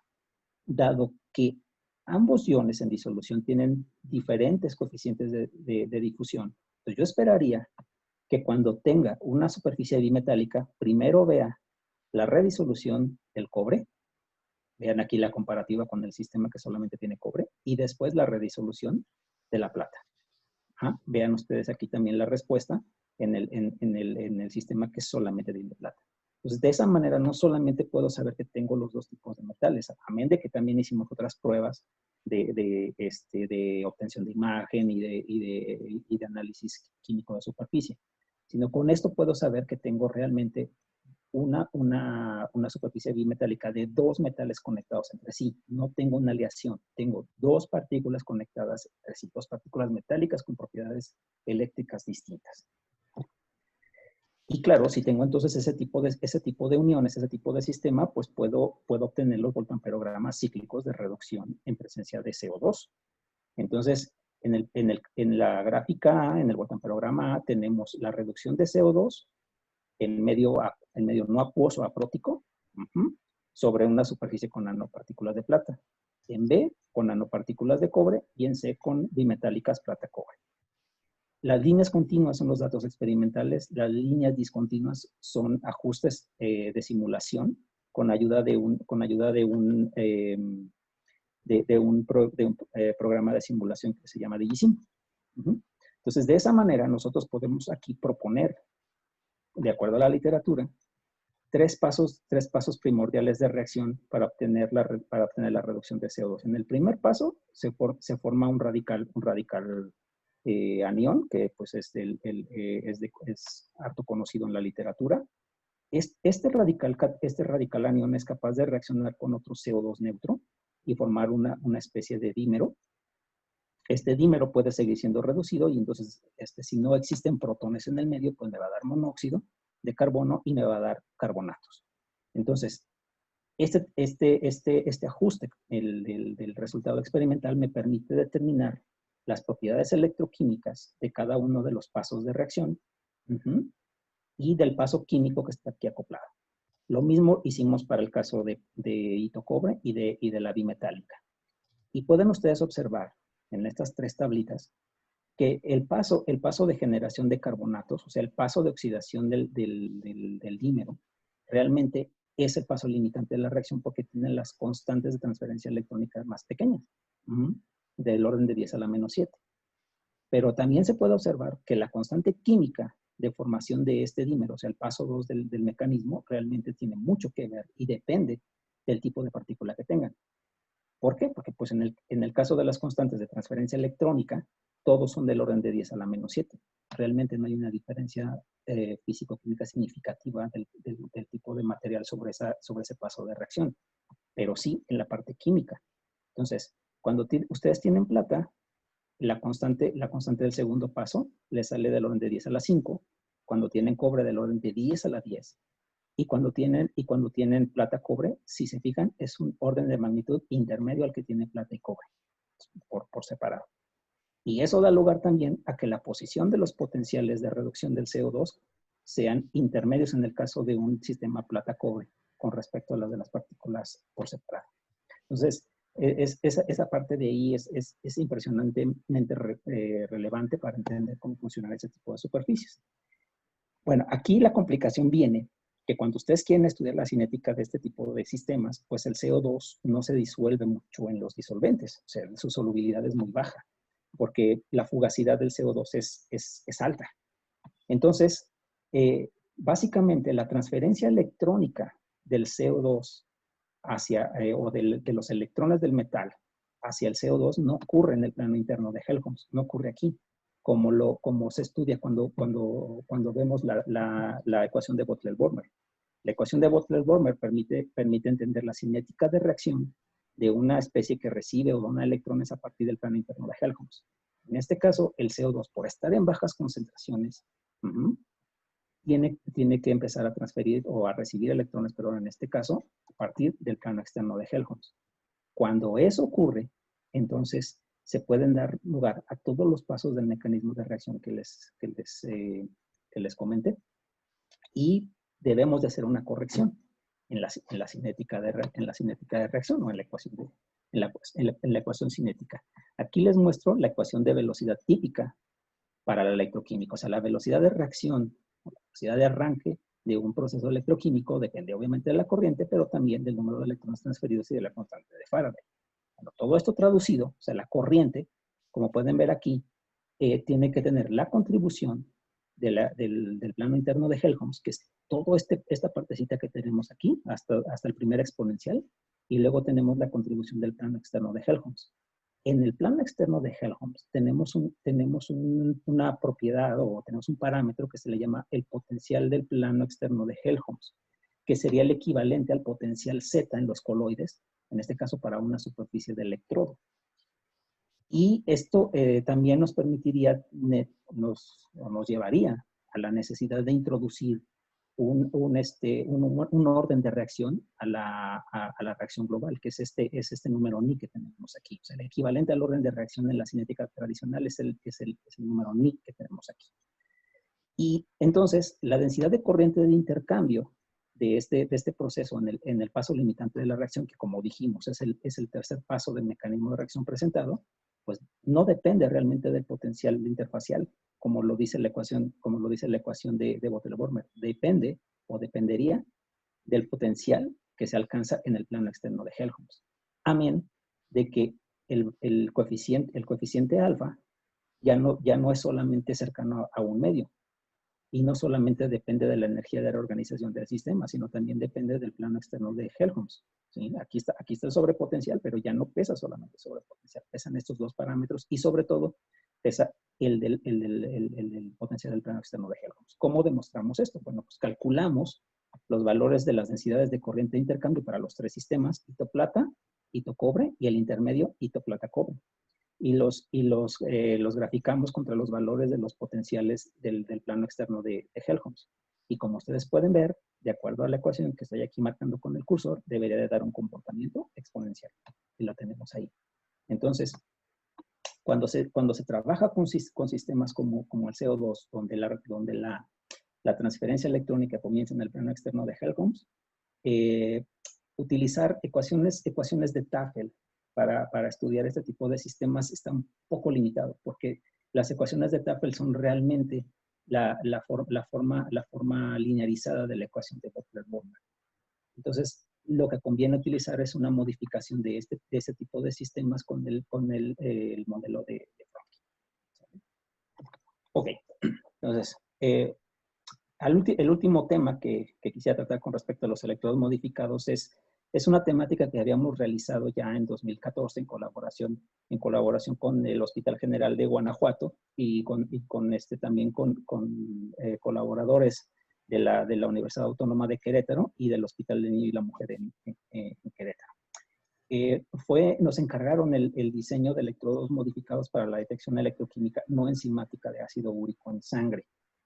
La detección de ácido úrico en sangre tiene muchas aplicaciones, porque podemos detectar personas con padecimientos como, por ejemplo, gota artrítica, que es hiperuricemia, pero también podemos, en ese sentido, detectar personas o mujeres embarazadas con problemas de preeclampsia. La preeclampsia es la segunda, bueno, ahorita ya se convirtió en la tercera, ¿verdad? Porque el coronavirus parece ser la primera causa de muerte del país. Pero en ausencia de las infecciones en ausencia del COVID-19, era la segunda causa letal en mujeres embarazadas en México. Entonces, la razón es porque básicamente, si la placentación del feto es incompleta, entonces empieza el feto a recibir una mala alimentación y evidentemente la mamá empieza a tener problemas de proteinuria, empieza a secretar proteína a través de la orina y también su presión arterial empieza a crecer dramáticamente. Uno de los metabolitos que permiten identificar a este tipo de padecimientos es el ácido úrico, porque entonces, si ustedes están dañando el metabolismo de las proteínas, entonces se va a empezar a acumular ácido úrico en sangre y eso pues también implicaría que está aumentando la presión arterial y pone en riesgo la vida de mamá y del bebé, no nato todavía incluso. Entonces, aquí en este artículo, el diseño desde el punto de vista sistemático fue pensado así. Una superficie de carbón vítreo modificado como pueden ver aquí, por nanopartículas de oro. Estas nanopartículas de oro estaban previamente recubiertas por una capa orgánica, por una pila orgánica de cisteamina, que realmente pues es un alcanotiol con terminación aminada, como lo que utilizamos en 2013 para estudiar la agregación de dendrímeros en superficies tioladas. De ahí viene la inspiración. Entonces, este material puede ser soportado en esta superficie inicial de carbón vítreo, en su primera fase de modificación, y posteriormente la agregación de los materiales dendríticos, otra vez con el uso de una carbodimida, para generar una superficie coronada, sin ser coronavirus, como esta que tenemos aquí. Entonces, aquí tenemos una serie de espinitas que tienen materiales dendríticos, y estos materiales dendríticos tienen la particularidad de evitar que las proteínas que están presentes en el suero de la sangre de los humanos se depositen en superficie del electrodo y bloquee la transferencia electrónica. ¿La transferencia electrónica de quién? Pues de la oxidación del ácido úrico en la superficie del oro. Amén de que el oro pues es un buen conductor, ¿no? Y la partícula pues es de tamaño nanométrico, entonces la eficiencia catalítica aumenta.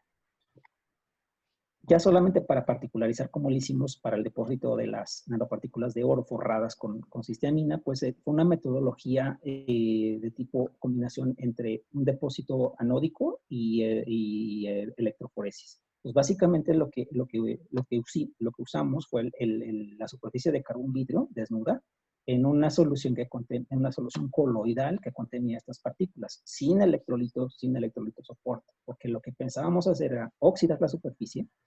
Y una vez que se impusiera un potencial a la interfase, estas partículas de oro que tenían carga básicamente positiva iban a acercarse negativa, iba a acercarse hacia la superficie del electrodo, y de esa manera poder establecer un enlace carbono-nitrógeno estable para que pudiera después soportar a los materiales dendríticos de esta partícula de oro. ¿Vale? Bueno, ¿qué diferencias tenemos cuando está y no está el dendrímero? Aquí tenemos una curva de calibración, ¿sí? De la cantidad de corriente normalizada a la concentración de oro, es decir, para evidenciar el fenómeno de la presencia del dendrímero con respecto a concentraciones de ácido úrico en concentraciones fisiológicas. O sea, estas concentraciones que ven aquí en esta gráfica son las que normalmente cualquier método de análisis clínico del laboratorio les permitiría detectar. Entonces, en presencia del dendrímero, vean ustedes que la corriente de oxidación del ácido úrico es lineal en todo el intervalo de las concentraciones. Pero cuando el dendrímero no está presente, vean ustedes que abajo de 0.16 miligramos por decilitro empezamos a tener problemas con la linealidad de la curva.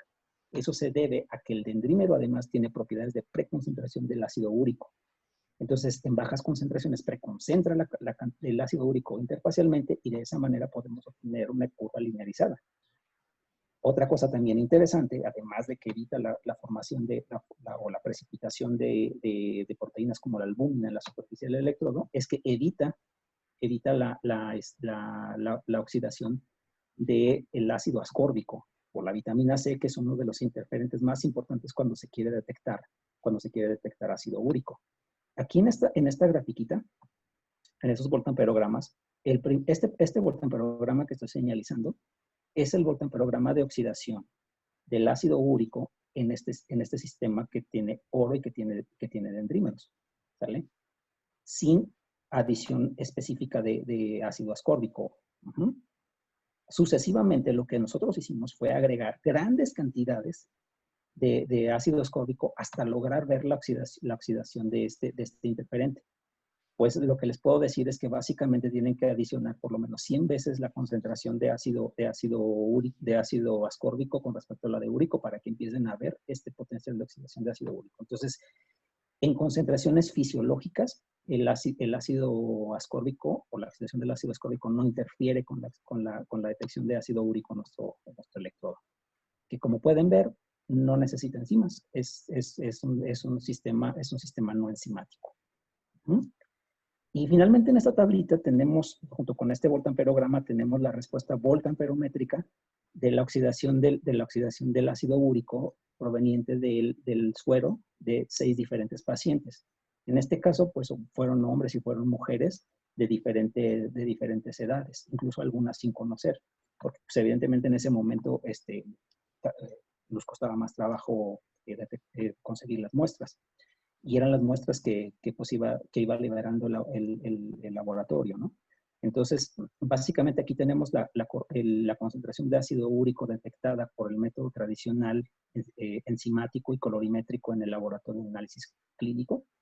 Tenemos después el método voltamperométrico, tenemos las corrientes de detección en estos picos voltamperométricos y evidentemente ya convertidos a concentración de ácido úrico por el método electroquímico. Y pueden ustedes observar aquí que las desviaciones son en la detección del método electroquímico con respecto al método colorimétrico, que es el que nos ayuda a valorar el sistema, pues son variaciones aleatorias que no rebasan más allá del 9% de porcentual pues, de variación. Entonces nuestro método estaba funcionando bastante bien y después ya más adelante nos dimos a la tarea de diseñar un sensor amperométrico que nos permitió trabajar en campo. O sea, nos permitió trabajar con muestras en campo. Pero pues eso ya es otra historia, ¿no? Y finalmente a todo esto, pues, ¿qué pudimos aprender? En lugar de darles mis conclusiones, creo yo que podemos echar mano de las frases célebres de dos científicos importantes. Uno de ellos más conocido que el otro. El menos conocido se llama Peter Chapman, que es un sistemista inglés de la Universidad de Lancaster en UK. Y básicamente me gustaría utilizar esta frase para concluir esta sección. Él decía que desde el punto de vista sistémico, lo que necesitamos no son grupos interdisciplinarios. O sea, ¿de qué sirve estar trabajando por separado y después contar los resultados? Es un proceso más difícil.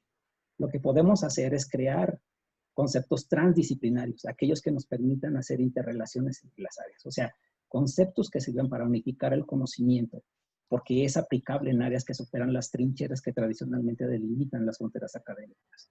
Entonces, si pudiéramos establecer relaciones de intersección entre los diferentes grupos de investigación e incluso de diferentes disciplinas, como lo que ha ocurrido aquí en el caso de la detección del ácido úrico, podemos avanzar más rápido aquí si lo hacemos cada quien por nuestra parte. Eso es un descubrimiento por parte de un filósofo, pero ya otro gran científico lo decía, que es el científico conocido del cual estaba hablando, en este caso el gran Leonardo otra vez. Entonces Leonardo decía que la simplicidad es la mayor sofisticación. Entonces, si ustedes se fijan, la estructura de la química sistémica y de la filosofía sistémica es muy simple y por lo tanto te da una sofisticación más importante de los sistemas que quieres obtener o que quieres preparar. Pero además el gran Leonardo decía que la naturaleza benigna provee de manera que en cualquier parte puedes hallar algo de conocimiento. Entonces solo falta salir a la naturaleza para observar cómo funciona y de ahí inspirarte. Aquí tenemos el claro ejemplo. Entonces la naturaleza tiene un orden sistémico, donde la base son las matemáticas y el entendimiento, el conocimiento viene de la fisicoquímica. Y al parecer, en los últimos tiempos se ha visto que la música también puede servir para conectar estas dos grandes áreas. Y eso no es nuevo. En matemáticas, la sucesión o serie de Fibonacci. Fibonacci era el AK, el nombre de batalla de Leonardo Pisa, que era un matemático del siglo XVIII, ¿sale? Italiano. Entonces, él descubrió una sucesión que lleva su nombre. Es esa sucesión infinita de números. 0, 1, 1, 2, 3, 5, 8, etc. Bueno, lo interesante de esta sucesión, ¿verdad?, es que comienza con los números 0 y 1. Y a partir de estos, la serie se empieza a construir término a término por la suma de los dos anteriores. Pero lo más bello de todo esto es que los elementos de esta serie parecen repetirse una y otra vez en la naturaleza y en la estructura del cosmos. Aquí les pongo, por ejemplo, cómo el código Fibonacci se puede utilizar para describir la forma de las ramas de las plantas. Cómo se puede utilizar para describir la forma de una flor de girasol. Cómo se puede utilizar para describir la forma de un brócoli, de un brócoli belga. Y eso es solamente lo que vemos en la naturaleza. Cuando volteamos hacia nosotros mismos, cuando volteamos a ver a nuestra propia naturaleza, podemos observar que este código se repite incluso en nuestra propia naturaleza, incluso en el propio universo, en el propio cosmos. Uh-huh. Me gustaría, por último, y espero que se escuche, compartir musicalmente cómo se escucharía el código o la sucesión de Fibonacci.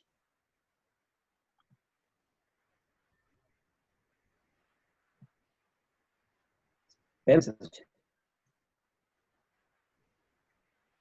Tengo que entrar a YouTube, otra vez, derechos reservados. Entonces, aquí vamos a ver el trabajo de un... y creo que tengo que compartirles también la imagen. Permítanme. The Fibonacci sequence is a series of numbers. ¿Se ve la imagen? La imagen, ahora el sonido sí ya lo escuchamos bien. Okay, entonces es importante ver la imagen. Déjenme cambiar para compartir la pantalla en el YouTube. Digo, ya que tuve problemas con el otro, espero que con este no, ¿verdad? Vamos. The Fibonacci sequence is a series of numbers where each number is the sum of the previous two numbers. The numbers in the sequence have extraordinary mathematical properties and can be found in patterns all throughout nature.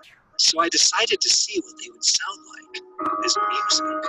To create the melody, I assigned the numbers through 8 to the E major scale on the keyboard and added 0 and 9 on each side with the natural extension of the scale. I played the resulting melody with my right hand and added harmonies with my left hand.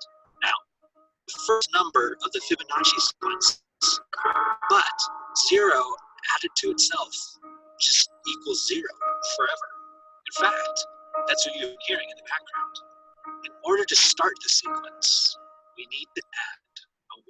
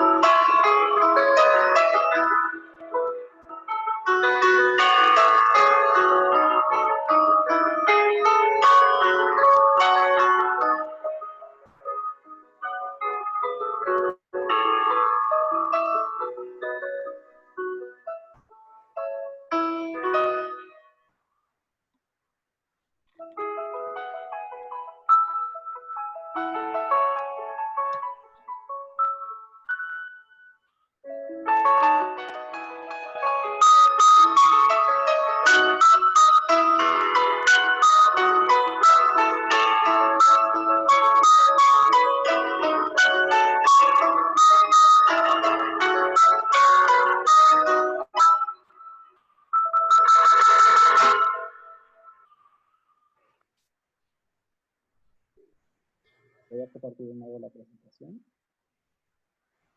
Bueno, entonces, en conclusión, yo agradezco mucho la atención que todos me han tenido. ¿Me escuchan? No. No, ok. Listo. Si te escuchas bajito, Juan, ¿nos puedes repetir? Ok, sí, básicamente lo que estaba diciendo es que les agradezco mucho que a todos hayan tenido atención para mi presentación, y básicamente lo que quisiera concluir es que todo este viaje en esta presentación nos ha llevado a que podamos entender nuestra actividad científica como una parte, como un pequeño granito de arena del polvo de estrellas del cual estamos hechos, y del cual hablaba Carl Sagan en su serie de Cosmos. En ese sentido, la invitación sería a que busquen en qué parte de todo este cosmos, de todo este universo están ubicados cada uno de ustedes. porque cada uno de nosotros tiene su ubicación. Y en ese sentido pueden establecer la trinchera de su trabajo diario. Y como pueden ver, pues existe un lenguaje universal, un lenguaje matemático, un lenguaje musical, que les puede ayudar a sobrellevar el trabajo experimental día con día, y que incluso les permitiría encontrar respuestas más fácilmente, porque realmente, como lo dije, la música genera dopamina en el cerebro y eso nos provoca un placer más grande por el trabajo diario, y sobre todo ahora en estos días de encierro, en estos días en los que ya no sabemos ni qué día es, pues eso nos puede ayudar entonces a reevaluar quiénes somos y regresar a nuestras actividades, ciertamente en una nueva normalidad, pero con una actitud de inserción en el mundo y en el cosmos del cual somos parte. Muchas gracias. Si tienen alguna pregunta, pues soy todo oídos.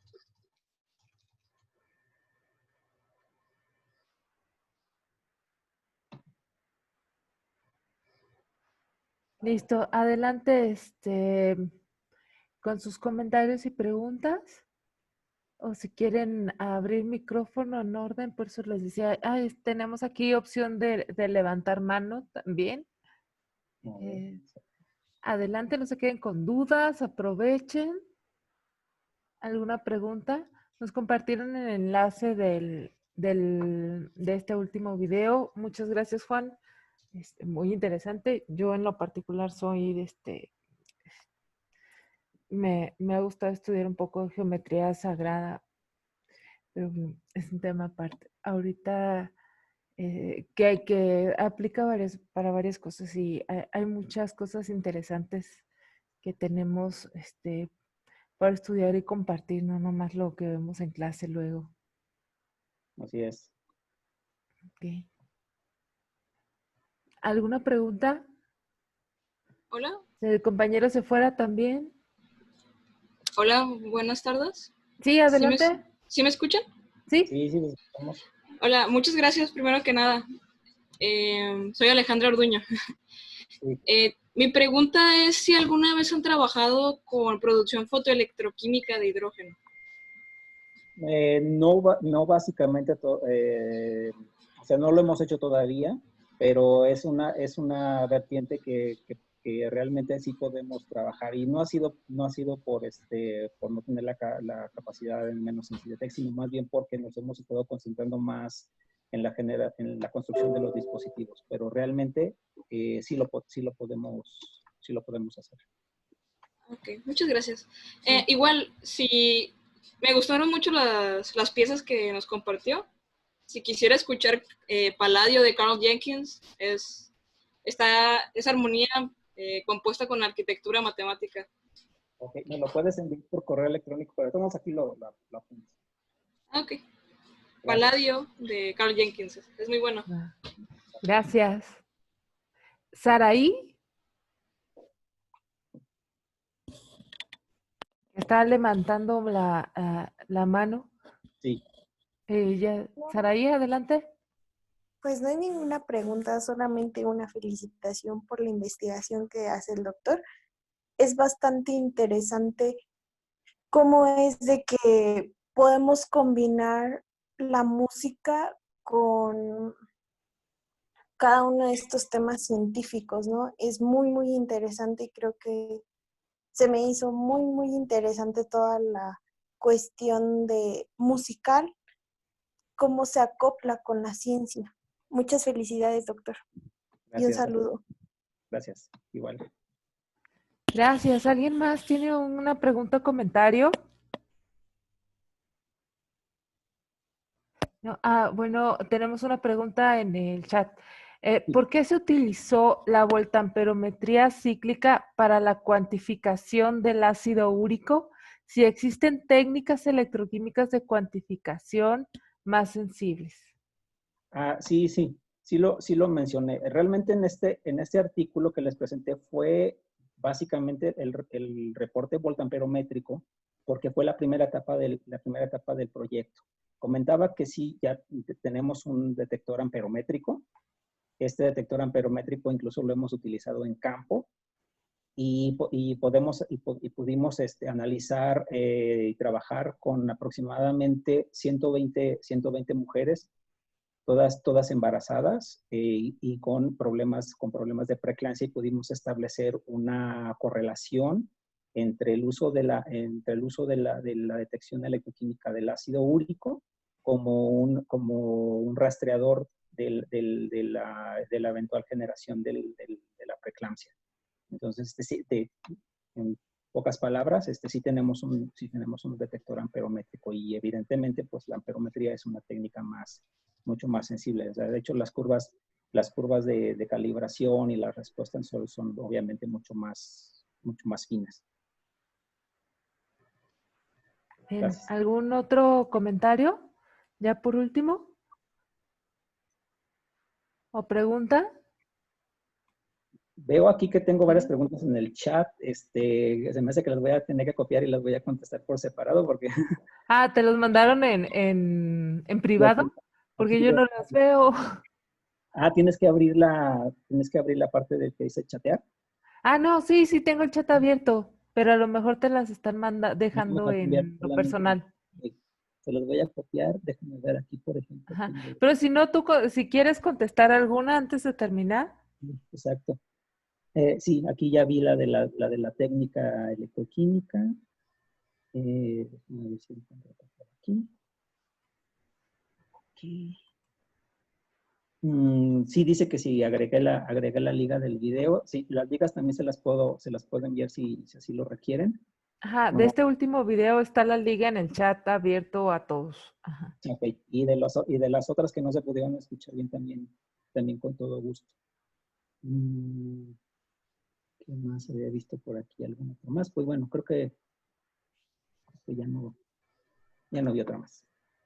¿Listo entonces?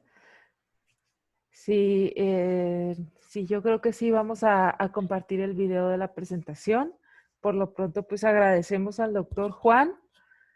Muchas gracias, Juan, por tu presentación y por la información compartida, también por los momentos de hacernos pensar, ahora sí que fuera de la caja, como dice, out of the box, con la música y relajante, además, porque luego, luego con las ansiedades de las incertidumbres, a lo mejor hace falta unas recomendaciones también. Y muchas gracias por compartir nuestro seminario y gracias a todos por asistir. ¿Algo más? Sí, yo básicamente quisiera concluir hablando de este tipo de temáticas. Es que honestamente yo llegué a la investigación, llegué a ser científico por convencimiento, pero dentro del área de investigación, como les decía, un día me pregunté, bueno, ¿quién soy yo? Y pues realmente Juan Manríquez pues es una persona de inicio, es una persona que tiene sus orígenes, pero que también tiene un amor muy grande por la música. Y cuando combiné esas cosas, pude entender un poquito más cómo es que el universo nos deja entender cómo tiene organizadas las cosas. Incluso lo puedes llevar hasta el punto de si tienes alguna creencia religiosa en el contexto que tú quieras, pero creo yo lo más importante es que encuentras en que el cosmos es orden, y que si hay alguien que ordenó todo eso, pues básicamente era matemático, científico y músico. Entonces, esas son las cosas que me han llevado a todo esto. Y a lo mejor, como decía en sus últimos momentos Leonardo da Vinci, ¿no? Decía que se estaba preocupando tanto por cómo vivir, que se le estaba olvidando por cómo llegar a bien morir. Algo así más o menos decía. Y entonces creo yo que así es la vida de todos. ¿Verdad? Empezamos a crecer personalmente, pero podemos hacer valer nuestra vida en este mundo que a fin de cuentas es muy corta. Así es. Bueno, ahora sí nos despedimos. Muchas gracias por su atención a todos y bueno, cerramos ahora sí el seminario. Saludos, nos vemos en el próximo.